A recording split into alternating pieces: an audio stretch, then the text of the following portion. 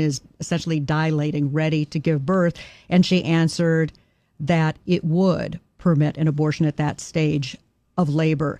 Do you support her measure and explain her answer? Yeah, and I wasn't there, Julie, and I certainly can't speak for Delegate Tran, but I would tell you, first thing I would say is this is why decisions such as this should be made by providers, physicians, and the mothers and fathers that are involved.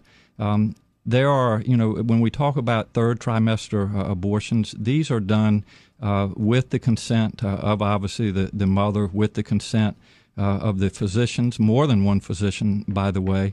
And it's done in cases where there may be severe deformities, there may be a fetus that's non-viable. So in this particular example, if a mother is in labor, I can tell you exactly what would happen.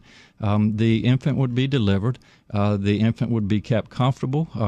The infant would be resuscitated if that's what the mother and the family desired. And then a discussion would ensue between the physicians and the mother. So I think this was really blown out of proportion. But again, we want the government not to be involved in these types of decisions. We want the decision to be made by the mothers and their providers. And this is why, Julie, that legislators, most of whom are men, by the way, shouldn't be telling a woman what she should and shouldn't be doing with her body.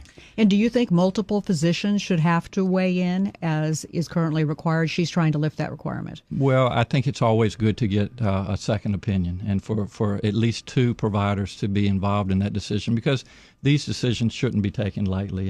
And so, I would certainly support more than one provider. All right, let's go back to the phones now for the governor. We're going to talk now with Mike, who's calling